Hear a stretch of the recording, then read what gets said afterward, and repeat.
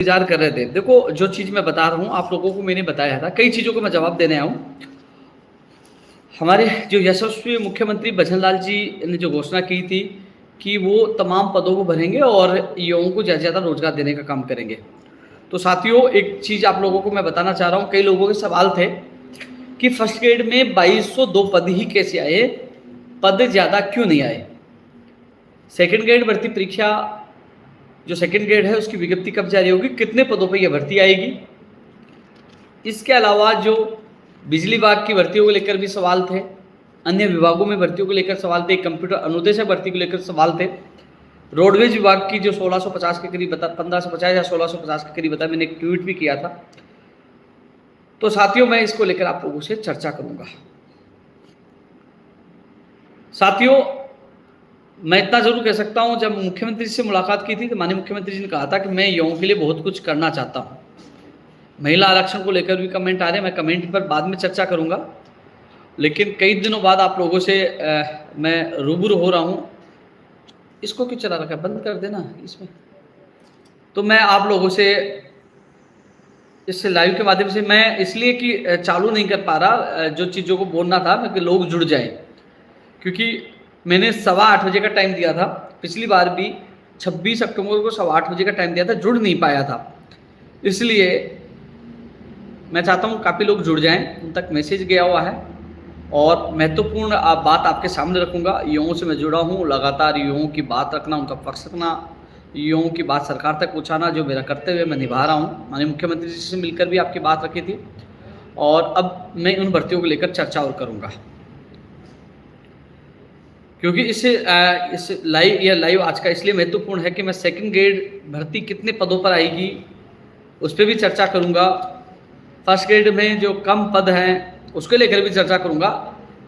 Computer अनुदेशक, चतुर्थ श्रेणी कर्मचारी, कई भर्तियों को लेकर मैं आप लोगों से चर्चा करूँगा।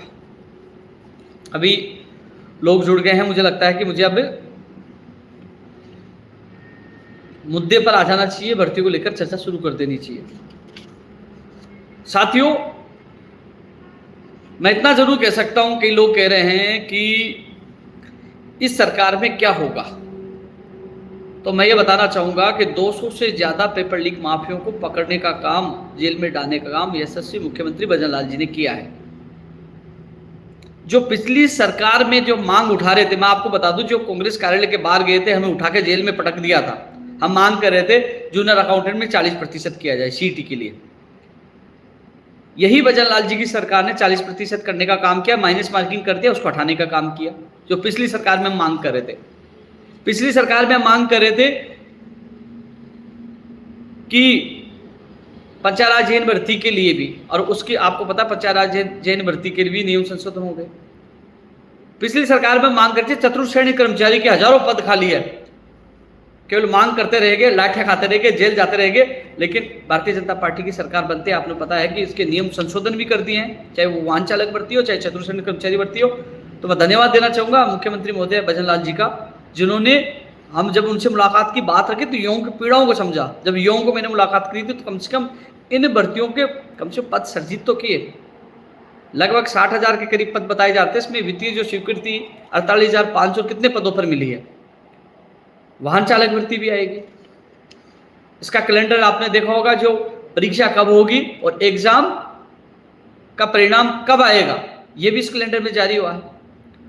और कोशिश की जा रही है, पाबंद किया जा रहा है, कर्मचारी चयन बोर्ड को कहा जा रहा है कि जो आपने कैलेंडर जारी किया उस कैलेंडर पर आपको परीक्षाएं भी करवानी है और उनका परिणाम भी जारी करना है।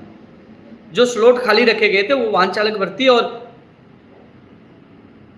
चतुर्थ श्रेणी कर्मचारी के लिए रखे गए थे, यानी 80 भर्ती परीक्षाओं का कैलेंडर जारी किया गया था। तो ये देख लीजिए, मुख्यमंत्री जी ने एक ऐतिहासिक काम किया है कि एग्जाम कब होगा, परिणाम कब जारी होगा, उसकी तिथि जारी करके एक ऐतिहासिक कैलेंडर जारी किया है। तो साथियों, जो मैं चर्चा आप लोगों से कर रहा हूं, सबसे पहले तो मैं रीट पात्रता परीक्षा को लेकर चर्चा कर लूं। रीट पात्रता परीक्षा आचार संहिता के बाद ही इसकी विज्ञप्ति जारी होगी, अभी जारी नहीं होगी, यानी कि आचार संहिता के बाद ही, यानी कि 23 तारीख जो बता रहे हैं उसके बाद ही रीट पात्रता परीक्षा की विज्ञप्ति जारी होगी।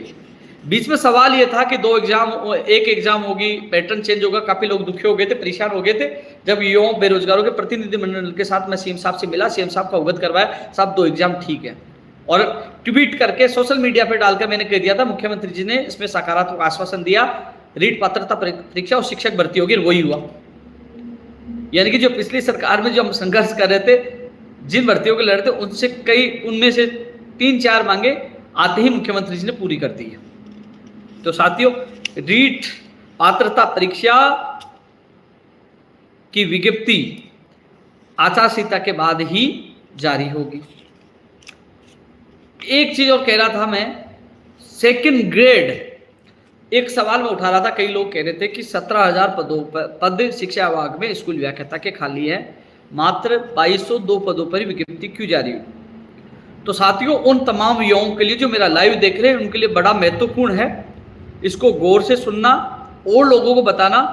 17,000 जो विभाग में पद खाली बता रहे हैं, जो न्यूज़पेपर में भी आई है, और 2202 पदों पर ये वैकेंसी क्यों निकाली जा रही है, तो मैं इसका जवाब दे रहा हूँ, मैं आप लोगों को बता रहा हूँ।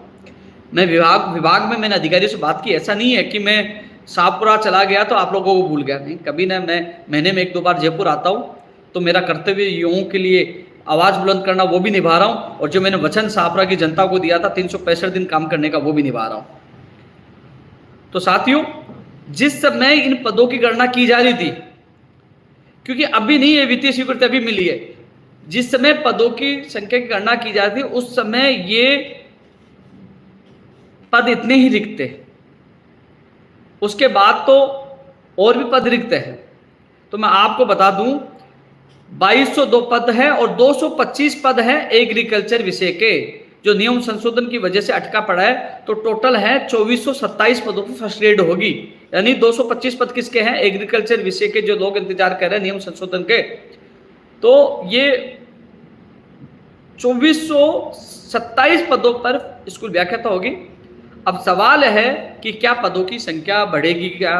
तो मैं आपको बता दूं, स्कूल व्याख्याता से वाइस प्रिंसिपल प्रमोशन यदि समय पे हो जाते हैं, क्योंकि अभी मामला न्यायालय में लंबित है, यदि समय पर न्यायालय से मामला निपट जाता है, डीपीसी हो जाती है, ऐसे में इस भर्ती में पद बढ़ सकते हैं, और नहीं बढ़ते हैं तो आने वाले समय में एक और भर्ती आने की संभावना आएगी, मेरे हिसाब से आएगी। एक और भर्ती, डीपीसी के बाद पद खाली होगी तो भर्ती आएगी। अब न्यायालय में आपको पता है कि न्यायालय में ना आपकी ना मेरी, न्यायालय में अब कब तारीख मिलती है। जैसे थर्ड ग्रेड की जो बात करें, सुप्रीम कोर्ट में थर्ड ग्रेड की, जो थर्ड ग्रेड से सेकंड ग्रेड डीपीसी होनी है, प्रमोशन होने, वो भी सुप्रीम कोर्ट में लंबित है।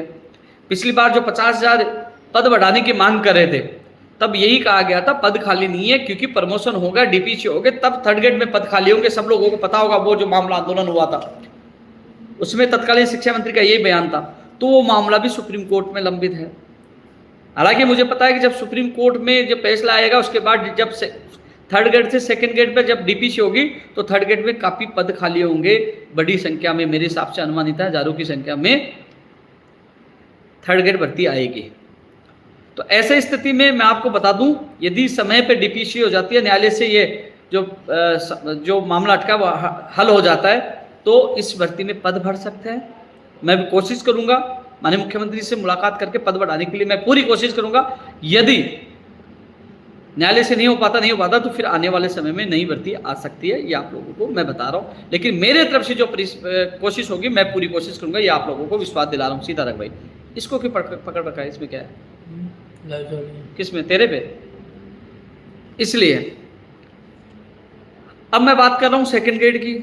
जिस समय सेकंड ग्रेड की पदों की गणना होकर वित्तीय स्वीकृति के लिए फाइल की थी, अभी कई लोग ट्वीट भी डालेंगे, कई लोग, क्योंकि अभी तक क्योंकि पहले जब मैं था, वैसे राजस्थान के युवाओं को पता चल गया है कि उपेन्द्र यादव जो कहता है सही कहता है। मैंने 2200 के करीब पद बताए थे, 2202 पर स्कूल व्याख्याता की आई, दूसरे दिन विज्ञप्ति भी जारी हो गई थी।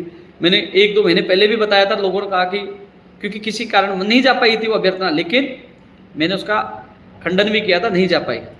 लेकिन सबको पता, जो मैं बताता हूँ वो सही बताता हूँ, लेकिन काफ़ी लोग कॉपी भी करते हैं, अभी भी कॉपी करने लग जाएंगे। तो 2129 पदों पर वित्तीय स्वीकृति मिली है सेकंड ग्रेड पे। कितने पदों पर? 2129, यानी कि 2129 पदों पर वित्तीय स्वीकृति मिली है। और डीपीसी होती है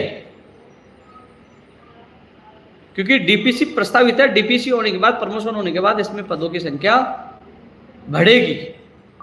मैं आपको बता दूं, सेकंड ग्रेड 2129 पदों पर वित्तीय स्वीकृति मिली है, डीपीसी समय पे हो जाती है तो पदों की संख्या बढ़ेगी। ये आप लोगों को मैं बता रहा हूं, जो लोग सेकंड ग्रेड भर्ती परीक्षा का इंतजार कर रहे हैं, मैं आपको बता दूं 2129 पदों पर जो युवा तैयारी करें उनको मैं बता दूं, आपकी तैयारी खराब नहीं जाएगी। जैसे फर्स्ट ग्रेड के लिए कह रहे हो, मान लीजिए फर्स्ट ग्रेड में मैं कोशिश करूंगा डीपीसी हो और पद बढ़े, यदि नहीं समस्या का हल न्यायालय से नहीं हो पाती है तो एक और भर्ती आएगी, उसके लिए करेंगे। तो भर्ती तो आएगी, तैयारी जारी रखें, यही स्थिति है। 2129 पदों पर सेकंड ग्रेड है और डीपीसी होगी तो पदों की संख्या जरूर बढ़ेगी। और मैं भी कोशिश करूंगा पद बढ़ाने के लिए, माननीय मुख्यमंत्री से मुलाकात करके पदों की संख्या फर्स्ट ग्रेड और सेकंड ग्रेड बढ़े, मैं पूरी कोशिश करूंगा। तो आप लोगों को ये चीज़ बता रहा था। एग्रीकल्चर के मैंने 225 पद बताए। अब मैं बात कर लेता हूँ कंप्यूटर अनुदेशक भर्ती जो है, जूनियर कंप्यूटर अनुदेशक भर्ती, संभावना 3 से 4 हजार पद बता रहे हैं, यानी कि जो पद रिक्त हैं, क्योंकि अभी 100 पदों का मामला लंबित है, अभी तक वो भर्ती पूरी नहीं हो पाई। मैंने विभाग के अधिकारियों से बात की है, क्योंकि पहले वाली भर्ती पूरी नहीं हो पाई है, 100 पदों का मामला अभी भी लंबित है। ये भर्ती पूरी होगी, उसके बाद उसका प्रोसेस शुरू होगा। कितने पद रिक्त हैं? अभी अनुमानित पद 3 से 4 हजार बता रहे, जो इस भर्ती में रिक्त हुए हैं 3 से 4 हजार पदों की संख्या ही बताई जा रही है। अनुमानित लगभग बता रहा हूँ, 3 हजार मुझे लगभग बताया था, लेकिन मैं कोशिश 4 इसलिए बोल रहा हूँ कि हम कोशिश करेंगे ज़्यादा ज़्यादा पद हो। लगभग 3 हजार खाली बताए जा रहे थे। जितने पद जो पिछली भर्ती में खाली होंगे उन्हीं पदों पर यह भर्ती आएगी। इतना जरूर कह सकता हूँ, कंप्यूटर अनुदेशक भर्ती पिछली सरकार में समझौता हुआ था कि उन्होंने जब हमारी मांग शिथिलता की नहीं मानी थी तो नई भर्ती के लिए उन्होंने वादा किया था कांग्रेस सरकार ने, लेकिन कांग्रेस सरकार ने पूरा नहीं किया। लेकिन इस सरकार में इस मांग को पूरी करवाने के लिए मैं पूरा प्रयास करूंगा। जैसे पिछली सरकार में जो युवाओं के समझौते हुए थे, कांग्रेस ने धोखा दिया, लेकिन यशस्वी मुख्यमंत्री बजरलाल जी की सरकार ने उन 3-4 मांगों को पूरा किया, तो ये मांग भी पूरी होगी, चिंता करने की आवश्यकता नहीं है। मैं मजबूती से आपकी बात रखूंगा और नई कंप्यूटर अनुदेशक भर्ती आएगी, लेकिन ज़्यादा से ज़्यादा पदों पर है, इसके लिए मैं प्रयास करूंगा, ये आप लोगों को विश्वास दिला रहा हूँ। अब सवाल है बिजली विभाग की भर्तियों के लिए, लोग सवाल कह रहे थे। बिजली विभाग की भर्तियों की जो मैंने संख्या पहले आप लोगों को बताई थी, और ये राज्य स्तर सरकार के स्तर पर यह मामला लंबित है, और जो राइजिंग राजस्थान के बाद स्थिति स्पष्ट होगी कि सरकार किस पैटर्न पर विभाग में आगे काम होगा। तो अभी इस बिजली विभाग की भर्तियों की दिसंबर में राइजिंग राजस्थान के बाद स्थिति स्पष्ट हो पाएगी, लेकिन वह पेंडिंग है। लेकिन मैं कोशिश करूँगा जो विभाग ने जो भेजी गई है उन पदों पर स्वीकृति मिले और भर्ती आई है, मैं मेरी तरफ से प्रयास करूंगा। अब बात करा जाए चतुर्श्रेणी कर्मचारी, 48,500 कितने पदों पे आएगी? लगभग 60,000 पद खाली बता रहे, लेकिन वित्तीय स्वीकृति 48,500 कितने पदों पर मिली बताई है। इसकी आप लोग तैयारी शुरू कर दें। नई एसआई भर्ती, चाहे वो पुरुष हो, मैं आपको पुनः कह दूं, नई एसआई भर्ती महिला एसआई के लिए भी और पुरुष जो एसआई भर्ती है, जो एक कह रहे कि केवल महिलाओं के लिए एसआई के जो लोग मांग कर रहे थे, और एसआई भर्ती नई एसआई के लिए भी मैं माननीय मुख्यमंत्री जी और सरकार के सामने मांग रखूंगा कि ये भर्ती निकाली जाए। पीटीआई भर्ती की भी मांग रखूंगा, कनिष्ठ अनुदेशक की जो मांग कर रहे हैं, इसमें आईटीआई किए हुए विद्यार्थी भी मांग कर रहे हैं। तो जितना संस्कृत शिक्षा विभाग की भर्तियाँ हैं, मुझसे जितना होगा मैं आप लोगों की मांग रखूँगा। अब लाइव में जुड़ा हूँ, अब मैं कमेंट देखने की कोशिश करूँगा। मैं यूट्यूब पे जा रहा हूँ, एक बार कमेंट देखता हूँ। कोऑपरेटिव बैंक की वैकेंसी, मैं जैसे ही 13 तारीख को चुनाव खत्म होंगे, क्योंकि अभी मंत्री जी को दक्ष साहब को लगा रखा है, शायद वो रामगढ़ में लगे हुए हैं, और जैसे ही वो चुनाव से फ्री होंगे मैं खुद जाकर मिलूंगा। कोऑपरेटिव बैंक की विज्ञप्ति जल्द से जल्द जारी है, मैं खुद मिलूंगा जाकर, आप लोगों को विश्वास दिला रहा हूँ। पीटीआई भर्ती की मैं बोल चुका हूँ। महिला आरक्षण को लेकर मैं माननीय मुख्यमंत्री जी के सामने मैं आप लोगों की बात रख चुका हूँ।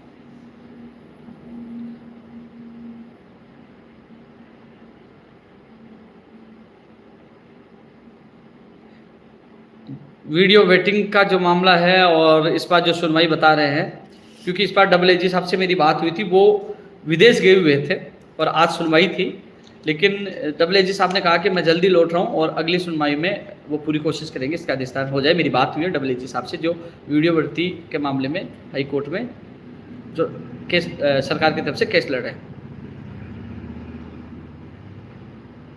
थर्ड ग्रेड की बात करें, पहले पात्रता परीक्षा होगी, लेकिन थर्ड ग्रेड की अभी इसलिए नहीं हो पाएगी कि पदों की संख्या डीपीसी के पास के बाद स्थिति स्पष्ट हो पाएगी कितने पदों, क्योंकि अभी प्रमोशन का थर्ड ग्रेड का प्रमोशन, थर्ड ग्रेड से सेकंड ग्रेड का प्रमोशन अभी का जो मामला सुप्रीम कोर्ट में लंबित है, उसके बाद ही पदों की संख्या का पता चल पाएगा। और क्योंकि प्रमोशन होगा तब अच्छी पदों की स्थिति हो पाएगी, इसलिए साथियों प्रमोशन होना आपके लिए भी जरूरी है, जिससे पदों की संख्या अधिक से अधिक आ सके।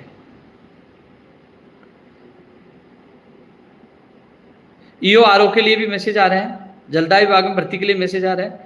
मैं जरूर जो आपके मैसेज है, जो आप भर्तियों के लिए कह रहे हैं, मैं आपकी बात जरूर रखूंगा। साथियों इतना मैं जरूर कह सकता हूं, आपके साथी मेरे साथ गए थे, पवन घंटे माननीय मुख्यमंत्री जी से मुलाकात हुई थी। मुख्यमंत्री जी वास्तव में आप लोगों के लिए चिंतित है। जो लोग कहते हैं कि आप बताइए, मैं आप सबसे कहना चाहता हूं, जब मुख्यमंत्री जी ने शपथ ली, सबसे पहले एसआईटी का गठन करके ये कहा पेपर लीक माफिया को नहीं बख्शूंगा, और 200 से ज्यादा अपराधियों को पकड़ने का काम किया जो युवाओं के सपनों को बेचा था। आप देख लीजिए, जो 2 मगरमच्छियों आरपीसी के सदस्य थे, मुख्यमंत्री जी की इच्छा शक्ति देखिए, उनको पकड़ा है और जेल में भी डाला है, लगातार कार्रवाई कर रहे हैं। आपने देखा ईओ आरओ भर्ती को रद्द किया, सीएचओ भर्ती परीक्षा का पेपर लीक हुआ, मैंने सबूत दिए। क्या कांग्रेस सरकार ने क्या उसको रद्द किया था? नहीं किया था। लेकिन जैसे ही भारतीय जनता पार्टी की सरकार बनी, मुख्यमंत्री ने शपथ ली, सीएचओ भर्ती परीक्षा को भी रद्द किया, और लगातार मुख्यमंत्री जी युवाओं के हित में काम कर रहे हैं। नहीं तो कांग्रेस में जिस चतुर्थ श्रेणी कर्मचारी भर्ती के लिए मना कर दिया था, समझौता कर लिया था, कम से कम ये भी ऐसा कर सकते थे, लेकिन इन्होंने कहा कि मुझे तमाम रिक्त पद बढ़ रहे हैं। तो मुख्यमंत्री जी की सोच आपके प्रति, युवाओं के प्रति पॉजिटिव है। और एक चीज और मैं आपको बता दूं, ये महत्वपूर्ण आपको मैं बता रहा हूं, पिछले 5 साल में कांग्रेस सरकार ने जो कर्मचारी चयन बोर्ड से मात्र 95,000 पदों पर भर्ती परीक्षाएं जो एग्जाम करवाई थी, और ये भाजपा सरकार में जो कैलेंडर जारी किया है, क्योंकि पहले साल में 1 लाख भर्तियां निकालने का पूरी करने, निकालने के लिए बोल रहा हूं मैं, निकालने का 1 लाख भर्तियां निकाल देंगे, वो तो 5 साल में उन्होंने 95,000 भर्तियां कर्मचारी चयन बोर्ड से निकाल के करवाई थी, और पहले साल में इतनी निकल जाएगी, और मुख्यमंत्री जी ने 4 लाख पदों पर घोषणा की है। तो साथियों, विशेष शिक्षकों के मैसेज आ रहे हैं फर्स्ट ग्रेड सेकंड ग्रेड के लिए भी। जूनियर अकाउंटेंट भर्ती के रिजल्ट के लिए कह रहे हैं।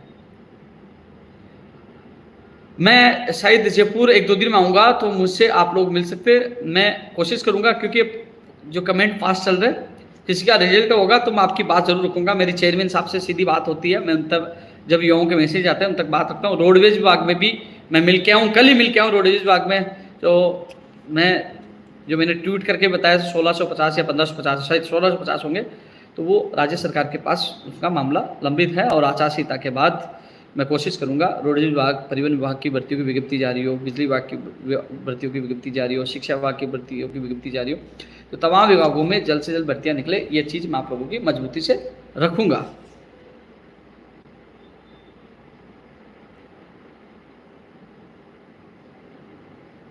साथियों, कई लोग कह रहे हैं चुनाव आयोग। साथियों, मैं जयपुर रहता था तो पहले चुनाव आयोग से, आपने देखा होगा कि मैं भागकर चुनाव आयोग से परमिशन लेकर भी भर्ती प्रक्रिया शुरू करवा देता, लेकिन मैं क्या जो वचन दिया था मैंने शाहपुरा कि मेरी देवतुल्य जनता को, मैं जयपुर, आपने देखा हो शाहपुरा में बहुत रात को 12 बजे तक जनता के बीच में रहता हूँ, घर 12 बजे पहुँचता हूँ।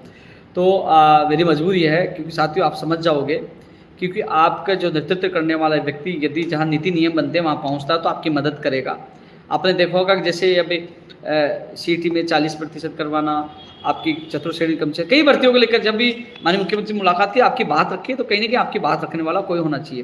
हालांकि आप 28 में मैं चाहता हूं कि मैं आप लोगों की आवाज़ हमेशा उस विधानसभा में बुलंद करूं जिसके लिए मैं जनता के बीच में हूं, और इस मेरी देवतुल्य जनता की भी आवाज़ बुलंद करूं। तो इसलिए मुझे अच्छा लग रहा है, क्योंकि किस प्रकार जनता के बीच में जाता हूँ, मुझे इतना प्यार देते हैं, सम्मान देते हैं, क्योंकि अब ये कहते हैं कि काश ये पहले आता। हालांकि मैं लेट पूछा, क्योंकि मैं युवाओं के लिए संघर्ष कर रहा था, कर्मचारी चयन बोर्ड प्रदर्शन कर रहा था, मैं ये देख रहा था कि आचार संहिता लग जाएगी, भर्ती अटक जाएगी। काश मैं 2 महीने पहले भी आ जाता तो ये परिणाम अलग होता, लेकिन 15 दिन में मैं कुछ नहीं कर पाया।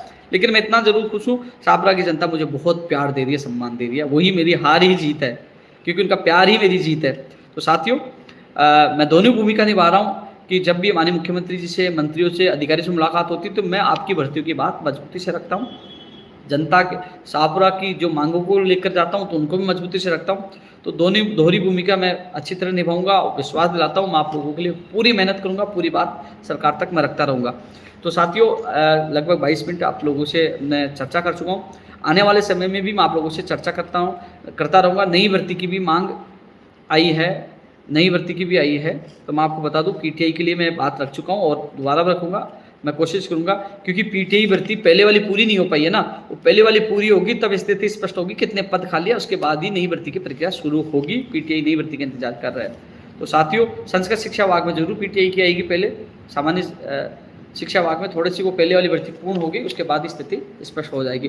तो साथियों मैं आप लोगों को कह दूं कि जब भी मुख्यमंत्री जी से मेरी मुलाकात होगी तो मेरे शाहपुरा की देवतली जनता की मांगों को लेकर और युवाओं की मांगों को लेकर मंत्रियों से मिलता हूं, क्योंकि कल मैं रोडवेज विभाग गया, मेरे शाहपुरा की मांगे थी लेकिन मुझे युवाओं की भर्ती की भी याद आई और मैंने वो भी बात रखी। तो मुझे जहां मौका मिलेगा मैं आप लोगों की आवाज़ बुलंद करता रहूँगा, आप लोगों की बात मैं मजबूती से रखता हूँगा। क्योंकि साथियों 12 साल आप लोगों को दिए हैं और अब आप सबको शायद कई लोग मुझे फ़ोन करके कहते हैं कि यार आपकी याद आ रही है, क्योंकि आप लड़ते थे तो पीछे नहीं हटते थे और आप लगातार परिवार को छोड़कर आप हमेशा हमारे साथ डटकर खड़े होते थे। तो मैं आप सबको बताना चाहूँगा, क्योंकि मैं शायद 1-1.5 साल पहले ही घोषणा कर चुका था, क्योंकि मुझे मेरे परिवार के पास जाना था। 12 साल मैंने युवाओं को दिया, कितनी बार जेल गया, कितनी बार लाठियाँ खाई, घबरा नहीं, डरा किसी के बाप से नहीं, लड़ता रहा और 2.5 लाख से ज़्यादा युवाओं को रोज़गार मिला। लेकिन मजबूरी ये थी, मेरी 4 साल की बेटी है, माता पिता परिवार है, तो परिवार के पास पहुंचना था। 12 साल तक सेवा करके मैं पहुंचा हूं। मैं चुनाव नहीं भी लड़ता तो मुझे परिवार के पास जाना था, ये मेरा फाइनल निर्णय।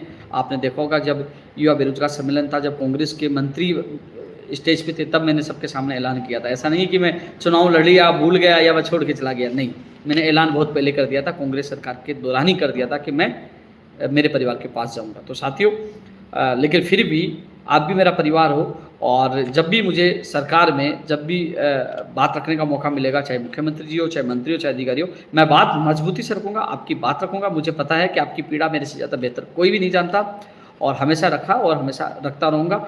सेकंड ग्रेड के मैसेज आ रहे हैं, बिल्कुल पद बढ़ाएंगे, डीपीसी होगी, पद बढ़ाने की बात मैं मजबूती से रखूँगा। फर्स्ट ग्रेड भी रखूँगा। ईओआरओ में जो कह रहे हैं कि नए अभ्यर्थियों को मौका मिले, वो बात भी मैं सरकार के सामने रखूंगा, ये आप लोगों को विश्वास दिला रहा हूँ। साथियों फिर मैं जब भी लाइव आऊँगा तो मैं इतना विश्वास दिला रहा हूँ, मैं आपको ट्वीट करके फेसबुक पर, यूट्यूब चैनल पर आपको अवगत करा दूंगा कि मैं इतनी तारीख को लाइव आऊँगा। तो मैं लाइव आता रहूँगा, जब भी मुख्यमंत्री से मुलाकात होगी, अधिकारी और मंत्री से मुलाकात होगी, तो मैं जरूर लाइव आकर आप लोगों से चर्चा करूँगा। और एक महत्वपूर्ण जो मेरी विधानसभा, क्योंकि मैं सब जगह मैसेज देना चाह रहा हूँ, मेरा सपना था, कई लोगों ने देखा भी होगा, मैं पहले भी सोशल मीडिया पर चर्चा कर रहा था, मैं 14 नवंबर से मेरी विधानसभा में निःशुल्क कोचिंग, जो युवा जयपुर नहीं जा सकते, आर्थिक तौर पे कमज़ोर हैं, योग्यताएं हैं, उन लोगों के लिए निःशुल्क कोचिंग की शुभारंभ 14 नवंबर से कर रहा हूँ। और जो मेरा सपना आज का नहीं, बहुत पहले का था, तो आप लोगों को पता है कि मेरा सपना कब का था। जयपुर में कोशिश की थी लेकिन वो कोशिश विफल हो गई थी, लेकिन आप सबके सहयोग से और बड़े बुजुर्ग के आशीर्वाद से वो सपना साकार होने जा रहा है। मैं चाहता हूँ कि किसी गरीब के बेटा और बेटी भी आगे बढ़े और उनको भी वो सुविधा उपलब्ध मिले, जिसके लिए मैं कोशिश कर रहा हूँ। तो साथियों जब भी मैं लाइव आऊँगा आप लोगों को अवगत कराऊँगा। अभी यही लाइव यही समाप्त करता हूँ, लेकिन आप लोगों की याद जरूर आती है, क्योंकि पहले 30 दिन में 29 दिन में जयपुर रहता था, 1 दिन गाँव। अब उल्टा हो गया, 29 दिन में शाहपुरा रहता हूँ और 1 दिन रहता हूँ जयपुर। लेकिन जब भी 1 दिन भी आता हूँ तो आपकी बात, चाहे मुख्यमंत्री जी से मुलाकात का समय हो, चाहे मंत्री से मुलाकात का समय हो, चाहे अधिकारी, मैं जरूर आपको याद करता हूँ। आपकी बात मैं सरकार तक पूछाता रहूँगा, ये विश्वास दिलाता हूँ, क्योंकि मैं सरकार का हिस्सा हूँ तो मेरा कर्तव्य बनता है कि युवाओं की जब आवाज़ बुलंद करता रहूँ। तो साथियों ये लाइव यही मैं समाप्त कर रहा हूँ। आप लोगों से अगले लाइव में जरूर मुलाकात होगी, क्योंकि आप लोगों के साथ जो मैंने देने का वादा किया था कि आपकी आवाज़ मैं बुलंद करता रहूँगा, हमेशा करता रहूँगा। तो फिर मुलाकात होगी साथियों, धन्यवाद। अब कहाँ से होगा ख़त्म ये।